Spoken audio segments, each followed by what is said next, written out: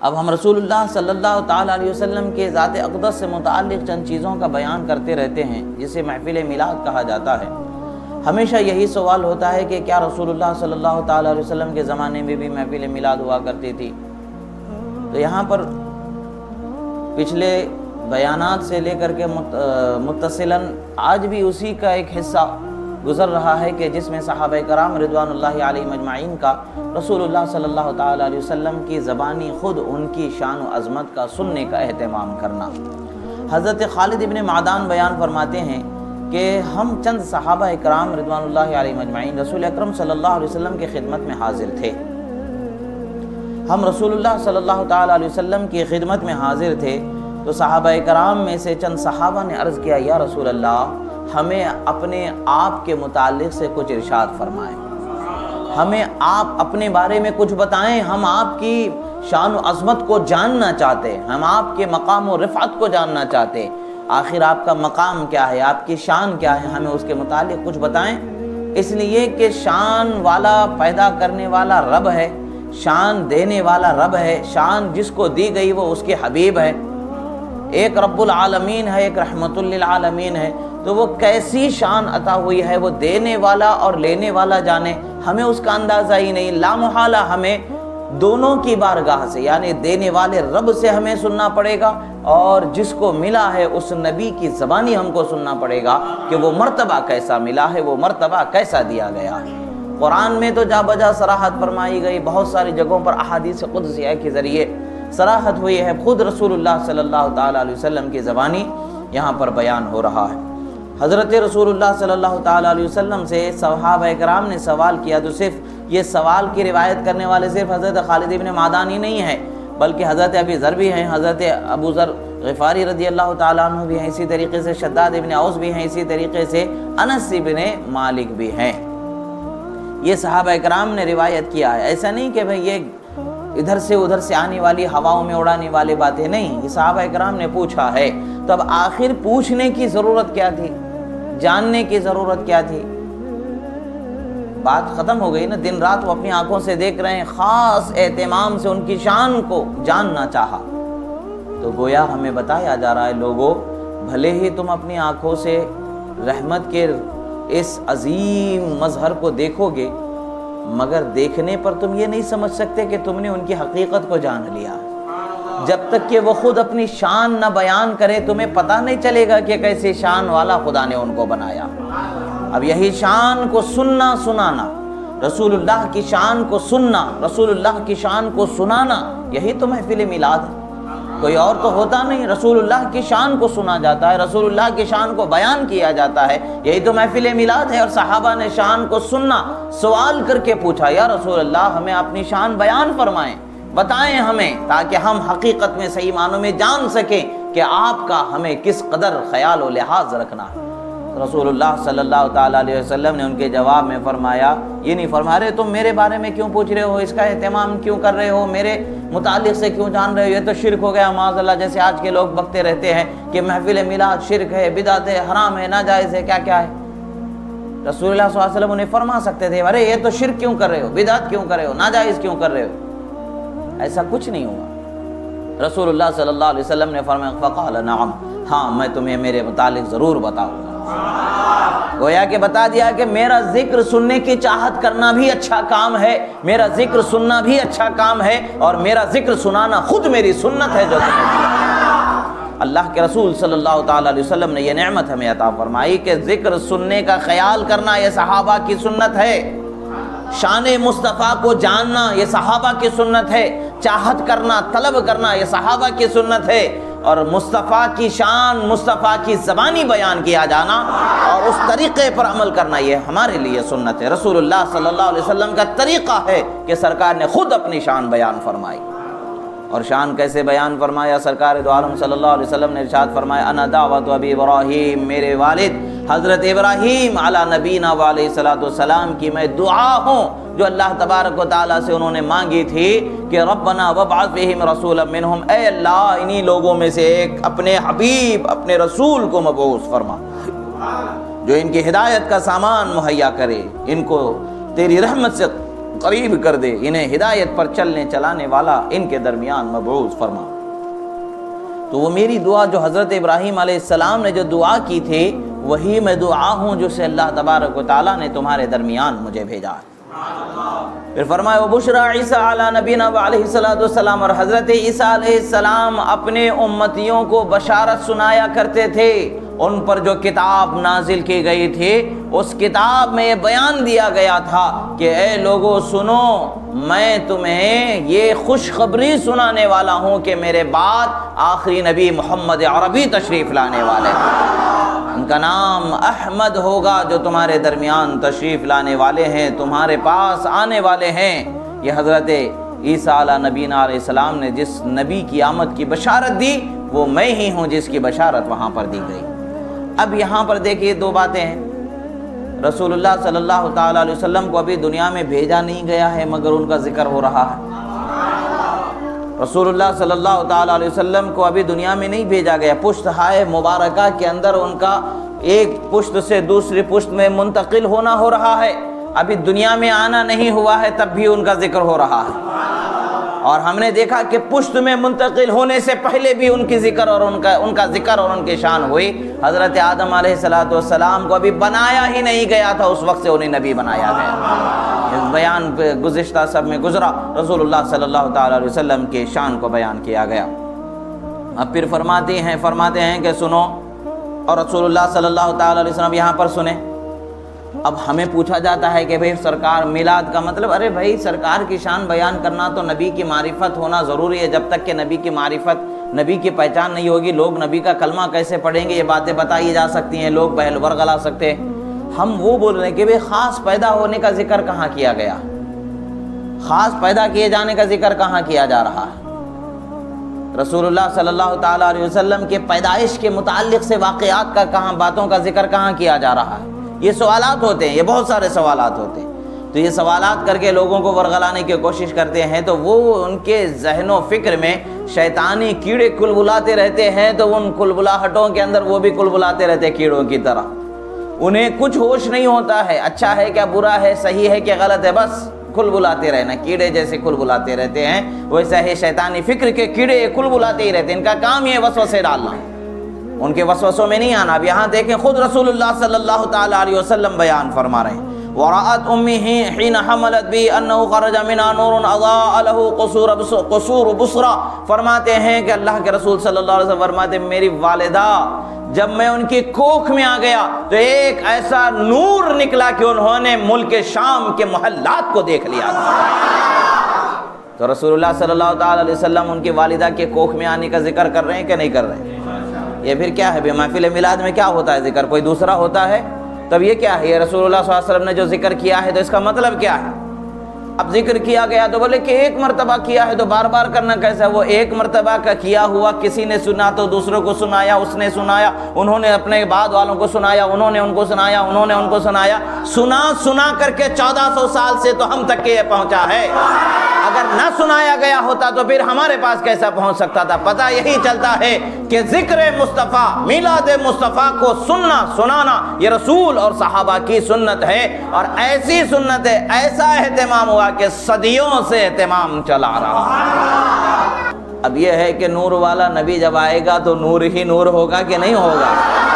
نور والا آیا ہے، سارے عالم میں نور چھایا ہے، کہ یہ جو شاعر نے کہا ہے تو ایسے ہی نہیں کہہ دیا ہے، یہ رسول اللہ کی زبانی نکلنے والے الفاظ کی ترجمانی کی گئی ہے، یعنی رسول اللہ صلی اللہ تعالیٰ علیہ وسلم کو خدا نے ہدایت کا نور بنا کر کے بھیجا ہے، اور ظلمتوں کو مٹانے والا نور بنا کر کے بھیجا ہے، اور ایسا نور ہے کہ عالم کو روشن کرنے والا نور ہے۔ اور رسول اللہ صلی اللہ تعالیٰ علیہ وسلم کی یہ شان ہے کہ ان کی والدہ نے بھی دیکھ لیا، وہ جہاں پہنچ جائیں وہ جگہ کو روشن کر دے، جس سے وہ لگ جائیں اسے وہ روشن کر دیں، جن کی کوکھ میں آ جائیں انہیں بھی روشن کر دیں، ان کی نگاہوں کو بھی روشن کر دیں، جس کی گود میں آ جائیں انہیں بھی روشن کر دیں، ان کی نگاہوں کو بھی روشن کر دیں۔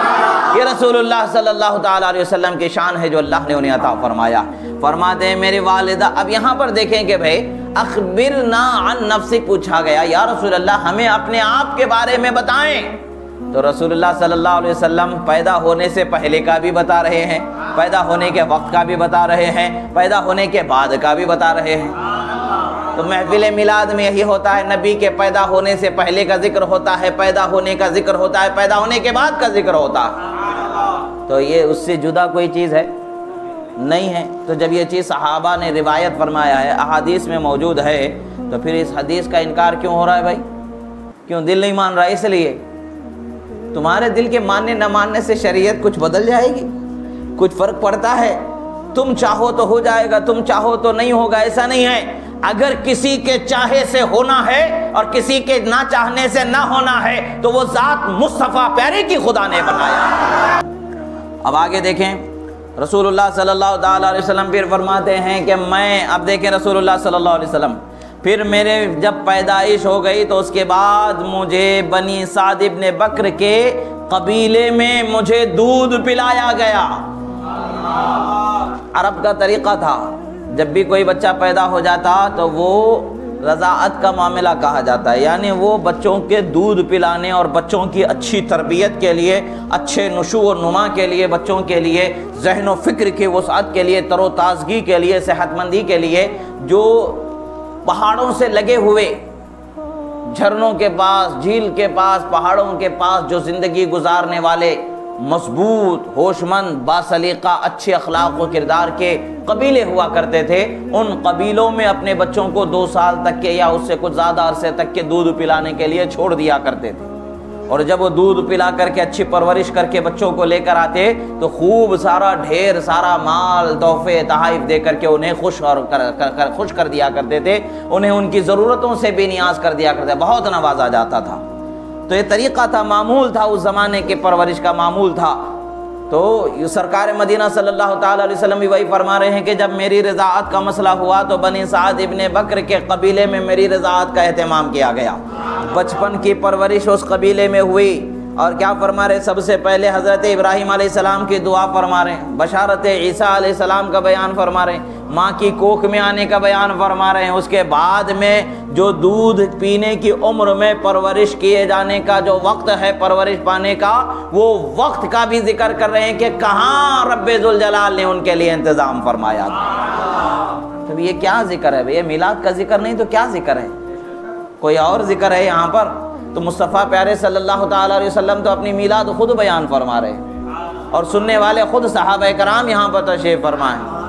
اس سے بڑی اور کیا چیز چاہیے؟ کوئی اور چیز چاہیے؟ یہ نہ بھی ہو تو ہمیں منع کب کیا گیا ہے کہ رسول اللہ کا میلاد نہیں بیان کر سکتے؟ کسی حدیث میں ہے کہ میرے میلاد کا ذکر مت کرو، کسی آیت میں ہے کہ میلاد کا ذکر مت کرو؟ یہ کبھی قیامت تک کے نہیں لا سکتے ہیں انکار کرنے والے، اور یہ نہ بیان کیا جانا ہی سب سے بڑی دلیل ہے کہ ہم مرتے دم تک ذکر مصطفیٰ کر سکتے ہیں۔ یہ ہمارے کمزور بدن، کمزور زبان، کمزور ذہن ہے جو ہم کچھ دیر کر کے تھک جاتے، مگر خدا کے حبیب کو ایسے بیان کرنے والوں کی کوئی حاجت نہیں ہے، جو نہ تھکنے والا ہے، نہ سونے والا ہے، نہ بیٹھنے والا ہے۔ ایسا رب ہے جس کو انسانی تمام صفات سے پاکی حاصل ہے، وہ رب ان کا ذکر بلند فرمانے والا ہے۔ تو ہمارے تمہارے ذکر کی کیا حاجت ہے وہاں پر جب ان کا خالق ان کا ذکر بلند فرمانے والا؟ ہم کتنا ذکر کریں گے اور کیا سوچیں گے بلند کر لیا ہم نے؟ کچھ نہیں کر سکتے، بلند تو ان کے ذکر کو رب ذوالجلال نے بلند فرما دیا۔ ہم بس اس کا اقرار کر سکتے ہیں کہ بلند ذکر کو ہم مان رہے مولا، تیرے بلند ذکر کو ہم مان رہے مولا، اور ہماری زبان جس قدر لائق ہے، جس قدر طاقت تو نے بخشی ہے، اس لحاظ سے ہم ذکر کر رہے ہیں، اور اپنے کانوں کو اس لحاظ سے سننے کی طاقت جو تو نے دی ہے اپنے کانوں کو آشنا کر رہے ہیں، اتنا ہی ہے، اس سے بڑھ کر کچھ نہیں۔ رسول اللہ صلی اللہ تعالیٰ علیہ وسلم فرماتے ہیں کہ سنو، اور فرمایا میں اپنے بھائی جو رضاعت کے تھے، دودھ پینے سے 2 سال کی عمر کے اندر اگر کوئی بچہ کسی ماں کا دودھ پی لیتا ہے تو رضائی بھائی بہن اس ماں کے بچے ہو جاتے ہیں۔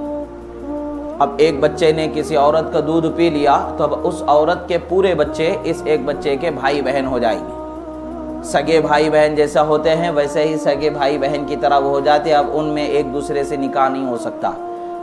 جیسے سگے بھائی کی بیٹی سے نہیں نکاح کیا جا سکتا، ویسے ہی رضائی بھائی کی بیٹی سے نکاح نہیں کیا جا سکتا۔ سگی بہن کی بیٹی سے جیسے نکاح نہیں کیا جا سکتا، ویسے ہی رضائی بہن کی بیٹی سے بھی نکاح نہیں کیا جا سکتا۔ جو سگے بھائی بہن کے جو رشتے ہیں وہی چیز وہاں پر جاری ہو جاتے ہیں۔ رسول اللہ صلی اللہ علیہ وسلم فرماتے ہیں میرے رضائی بھائی کے ساتھ کم عمر میں تھا، اس وقت پر ہم گھروں کے پیچھے میدان میں ہمارے بھائی بکریوں کو چرا رہے تھے، میں بھی ان کے ساتھ گیا ہوا تھا، تو اس وقت پر 2 لوگ سفید لباس میں میرے پاس آئے، 2 لوگ سفید لباس میں میرے پاس آئے، اور ایک روایت میں 3 لوگوں کا آنا ذکر آیا ہے۔ حضرت امام بخاری نے جو ذکر کیا اس میں حضرت انس سے 3 لوگوں کا آنا ذکر ہوا ہے، اور بعض روایات میں 2 لوگوں کا بھی آنا ذکر ہوا ہے۔ تو رسول اللہ صلی اللہ تعالیٰ علیہ وسلم فرماتے ہیں کہ ایک تش لے کر کے آئے، جو بڑا سا تھال ہوتا ہے، اس میں برف بھر کر کے لائے تھے، اور مجھے پکڑتے ہیں اور زمین پر لٹاتے اور میرے سینے کو چیر دیتے ہیں، یہاں سے لے کر کے یہاں تک کے سینے کو پیٹ تک کے چیر دیتے ہیں، اور اس کے بعد اس میں سے دل کو نکالتے ہیں، دل کو چیر دیتے ہیں، دل کے اندر سے جو بھی جمع ہوا ہوتا ہے خون اس طریقے کی چیز کو نکال دیتے ہیں، کالی چیز اس میں تھی اس کو نکال دیا گیا، پھر اس ٹھنڈے پانی سے میرے دل کو دھویا گیا، اور اس کے بعد میں پھر اس دل کو میرے سینے میں رکھ دیا گیا، اور پھر میرے سینے پر ایک شخص نے ہاتھ پھیرا تو جو کٹا تھا وہ پھر سے جڑ گیا۔ اسے شق صدر کہتے ہیں، یعنی رسول اللہ صلی اللہ تعالیٰ علیہ وسلم کے سینے مبارکہ کو چاک کیا گیا۔ یہ آنے والے فرشتے تھے، فرشتے تھے یہ آنے والے، حضرت جبرائیل و حضرت میکائیل وغیرہ، یہ فرشتے تھے جو تشریف لائے تھے، اور یہ فرشتے اللہ کے حکم سے آئے تھے۔ رسول اللہ صلی اللہ تعالیٰ علیہ وسلم کے دل کی تمام چیزوں کو پاکیزہ اور خوب ستھرا کر دیا گیا۔ ایک روایت میں ہے کہ رسول اللہ صلی اللہ علیہ وسلم فرماتے ہیں کہ ثم تناول احدهما شيئا فاذا بخاتم في يده نور يحار الناظر دونه فختم به قلبي فامتلأ ايمانا وحكمة ثم اعاده مكانه وامر الاخر يده على مفرق صدري فالتأم۔ فرماتے ہیں کہ رسول اللہ صلی اللہ تعالی علیہ وسلم بیان فرماتے ہیں کہ یہ شق صدر جو رسول اللہ صلی اللہ تعالی علیہ وسلم کے سینے مبارکہ کو چیرا گیا، تو چیرا جانے کے لیے آج کے لیے بائی پاس سرجری جیسے بولتے ہیں، ہارٹ سرجری جو ہوتی ہے، اس کے لیے بے ہوش کیا جانا پڑتا ہے اور انستھیشیا دیا جاتا ہے، اس کے بعد اس کو پتہ ہی نہیں ہوتا ہے کہ کیا اس کے سینے کے ساتھ کیا جا رہا ہے، پھر اس کے دل کو پمپ کرنے کے لیے ایک آرٹیفیشل دل لگایا جاتا ہے، کنیکٹ کیا جاتا ہے وغیرہ وغیرہ، بہت لمبا چوڑا۔ اتنا سب کچھ ہونے کے بعد میں بھی انسان جی جائے بڑی مشکل ہوتی ہے، ایک عرصہ لگ جاتا ہے اس کو سنبھلنے میں، اس کے بعد میں وہ دوائی یہ دوائی نہ جانے کیا کیا اس کے ساتھ کیا جاتا ہے، تب جا کر کے اس کا معاملہ سنبھلتا ہے۔ مگر یہاں ایسا کچھ نہیں ہے، یہاں ایسا کچھ نہیں، اس لیے کہ رسول اللہ صلی اللہ علیہ وسلم عام انسانوں کی طرح نہیں ہے، وہ اللہ کے ایک خاص اسپیشل انسان جسے کہا جا سکتا ہے، ایک خاص انسان ہے، اور ان کے لیے رسول اللہ صلی اللہ تعالیٰ علیہ وسلم کے لیے جو بھیجا اللہ تبارک و تعالیٰ نے وہ فرشتوں کو بھیجا ہے۔ رسول اللہ صلی اللہ تعالیٰ علیہ وسلم کا سینے مبارکہ کو چاک کیا جانا یہ روایتوں میں تاریخ کی اور سیرت کی 4 دفعہ ملتا ہے، 4 دفعہ سینے مبارکہ کو چاک کیا گیا۔ پہلی مرتبہ 3 سال کی عمر تھی، جس وقت پر کم و بیش 3 سال کی عمر تھی، حضرت بی بی حلیمہ سعدیہ کے پاس ہی تھے، تو اس وقت پر ابھی جو اس حدیث میں ذکر ہو رہا ہے وہاں پر سینے مبارکہ کو چاک کیا گیا۔ اس کے بعد پھر 10 سال کی کم و بیش عمر مبارک کے وقت پر سینے مبارکہ کو چاک کیا گیا۔ اس کے بعد پھر نزول وحی سے پہلے رسول اللہ صلی اللہ تعالیٰ علیہ وسلم کے سینے مبارکہ کو چاک کیا گیا۔ پھر اس کے بعد معراج میں رسول اللہ صلی اللہ تعالیٰ علیہ وسلم کو آسمانوں پر جب بلایا گیا تو اس بلائے جانے سے سفر معراج سے پہلے رسول اللہ صلی اللہ تعالیٰ علیہ وسلم کے سینے مبارکہ کو چاک کیا گیا۔ 4 مرتبہ رسول اللہ صلی اللہ تعالی وسلم کے سینے مبارکہ کو چاک کیا گیا۔ رسول اللہ صلی اللہ علیہ وسلم فرماتے ہیں میرے سینے کو چیرا گیا، پھر میرے سینے سے دل کو نکالا گیا، دل میں سے پھر دل کو دھویا گیا تو ایک کالا سا کچھ حصہ نکلا، کالا سا کچھ چیز نکلی، اسے نکال کر کے ڈال دیا گیا۔ اس کے بعد میں ایک دوسرے شخص جو تھے فرشتے تھے، دوسرے فرشتے کے ہاتھ سے کوئی چیز نکلتی ہے کہ جس سے نور پھوٹتا نظر آتا ہے، ایسا نور کے دیکھنے والے کی آنکھیں خیرہ ہو جائیں، ایسا نور پھوٹتا نظر آتا ہے۔ کیا دیکھتا ہوں کہ وہ انگوٹھی ہے، اس انگوٹھی سے اس دل پر مہر کر دی گئی۔ اب مہر کرنے پر کیا ہوا ہے؟ دل میں ایمان اور حکمت کو بھر دیا گیا۔ فَامْتَلَأَ إِيمَانًا وَحِكْمَةً، حکمت اور ایمان کو دل میں بھر دیا گیا۔ اب اس کے بعد میں پھر اس دل کو اسی جگہ پر رکھ دیا گیا جہاں سے نکالا گیا تھا، اور پھر میرے سینے پر ہاتھ پھیرا گیا تو میرا سینہ اسی طریقے سے مل گیا جیسے چاک کرنے سے پہلے ملا ہوا تھا۔ نہ کوئی سیون، نہ کوئی پروون، نہ کوئی ٹاکا، نہ کوئی سوئی، نہ کوئی بے ہوشی کا انجیکشن، نہ کچھ نہ کیا۔ یہ مصطفیٰ پیارے صلی اللہ تعالی علیہ وسلم کی شان ہے جو ہمیں کہیں نظر ہی نہیں آتی۔ خدا نے انہیں انوکھا اور نرالا و یکتا بنایا۔ رسول اللہ صلی اللہ تعالی علیہ وسلم فرماتے ہیں، پھر دوسری روایت میں ایسی قصے کا کچھ طویل حصہ بھی ہے۔ پھر روایت ہوتی ہے کہ فی روایت ان جبرائیل قال قلب وکیع، کہتے ہیں کہ بہت مضبوط دل والے ہیں، بڑا مضبوط دل ہے۔ ہم کہیں گے کائنات میں ان سے بڑا مضبوط کسی کا دل ہو ہی نہیں سکتا، اس لیے کہ ان سے بڑی شان والا خدا نے کسی کو پیدا ہی نہیں فرمایا ہے، تو ان سے بڑے مضبوط دل والا کون ہو سکتا ہے؟ جب انسان کو اللہ نے پیدا فرمایا ہے تو ماں کے دودھ میں اللہ تبارک و تعالیٰ نے لڑکی اور لڑکے کے لیے غذا میں فرق رکھا ہے۔ جسے خدا نے طاقت والا بنایا ہے اسے طاقت میں غذا میں دگنا حصہ پہنچایا ہے، تو جسے خدا نے سرور انبیاء بنایا ہے، جسے خدا نے وجہ وجود کائنات بنایا ہے، جسے خدا نے رحمت للعالمین بنایا ہے، جسے خدا نے محبوب رب العالمین بنایا ہے، اس نبی کی شان کیا ہوگی؟ تو پھر اس شان کے لائق ان کا قلب مضبوط و مبارک ہوگا۔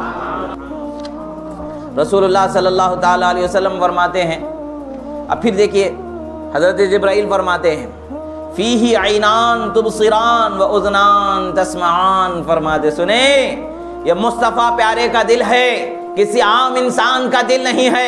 عام انسان کا دل تو ایک گوشت کا ٹکڑا ہو سکتا ہے اور گوشت کا ٹکڑا ہی ہوتا ہے، مگر مصطفیٰ پیارے صلی اللہ تعالی علیہ وسلم کا دل ایسا نہیں ہے۔ اس کی شان جدا خدا نے رکھی ہے، اس کی عظمت جدا خدا نے رکھی ہے۔ یہ وہ دل ہے جسے آنکھ عطا کیا گیا ہے، اور یہ وہ دل ہے جسے کان عطا فرمایا گیا، اور یہ آنکھ سے دل کی دیکھتا بھی ہے، کان سے دل کی سنتا بھی نبی ہمارا۔ یہ سارا بیان ہو رہا ہے۔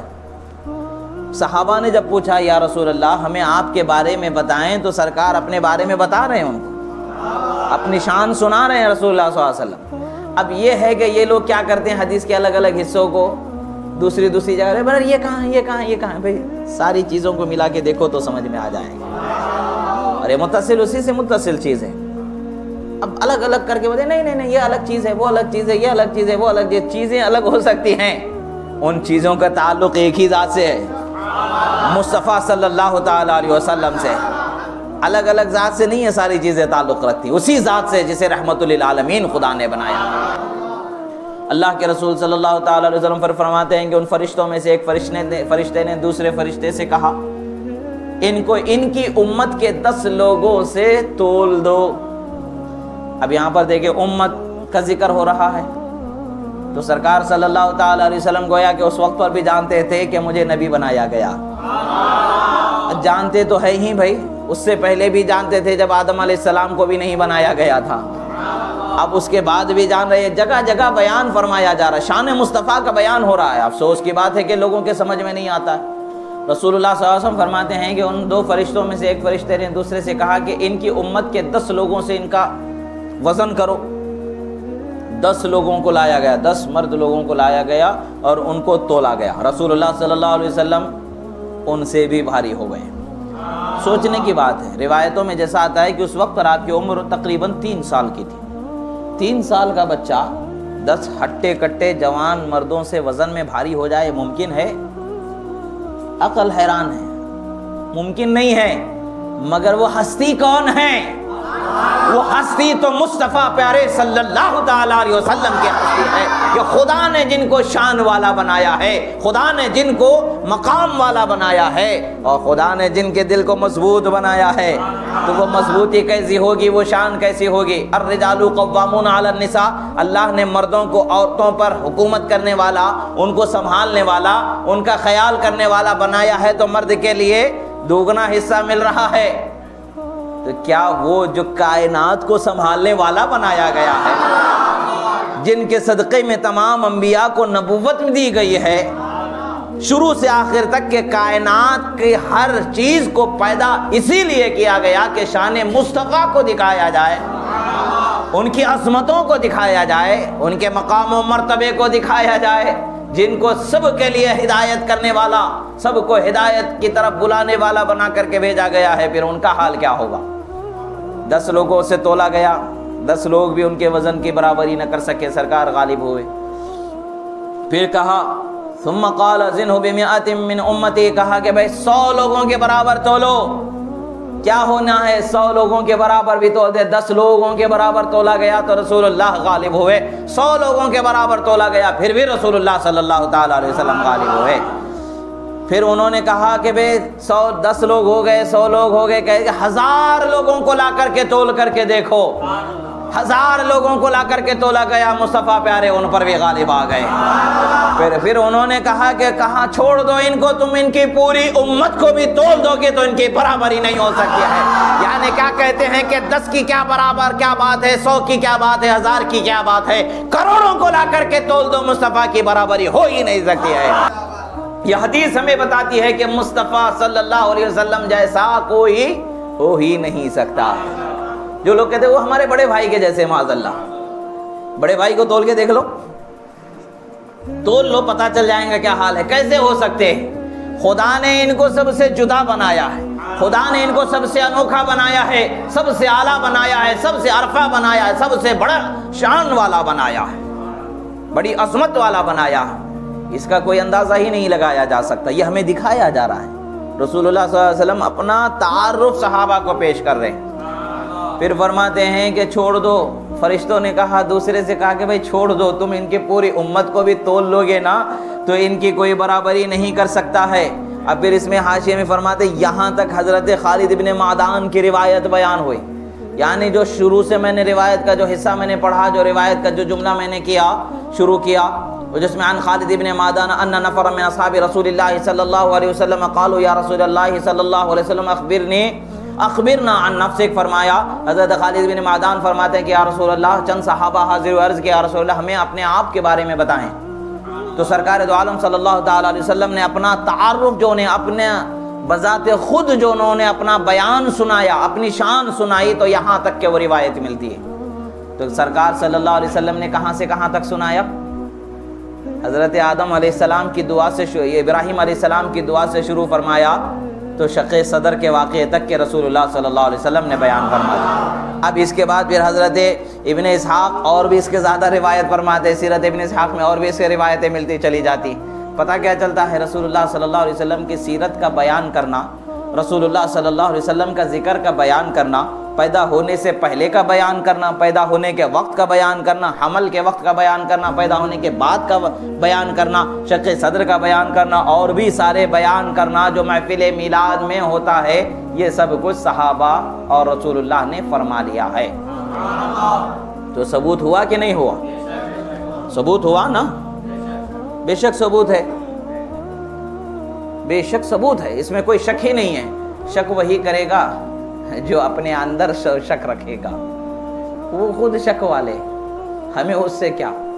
ہمیں تو اللہ تبارک و تعالیٰ نے یقین کرنے والوں میں بنایا، ہم تو رسول اللہ کی بات کو ماننے والے ہیں۔